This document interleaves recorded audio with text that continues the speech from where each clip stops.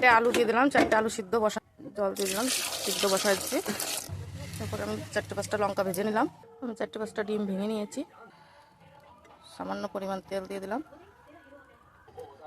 কিছু লবণ দিয়ে দিলাম, ফাটিয়ে নিলাম। ডিমটা আমার ঝুরঝুরি করে ভাজা হয়ে গেছে, আমি এখন তুলে নেব। আমি 4টে আলু সিদ্ধ করে নিয়ে এসেছি, আমি এখন এই যে ম্যাশ করে নেব, ভালো করে চটকে নেব। 4 টুকরো লঙ্কা দিয়ে আমি ভেঙে নিলাম, স্বাদ মতো নুন দিয়ে দিলাম, একটু লঙ্কার গুঁড়ি দিয়ে দিলাম, ভেজে রাখা ডিমগুলো দিয়ে দিলাম। পাউরুটিটা আমি ভালো করে এরকম করে 4 কোনা কেটে নেব। এগুলো বেলন দিয়ে বেটে নেব। আমি পুরটা দিয়ে দিলাম,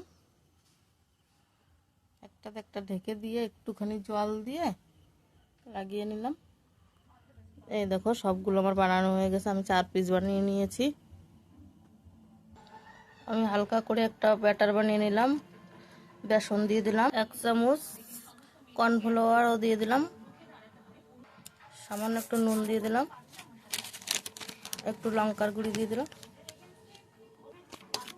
হালকা করে বানাবো, একটু জল দিয়ে দিলাম, কড়াই দিয়ে দিয়েছি, একটু তেতে গেলে একটু আমি তেল দিয়ে দিলাম।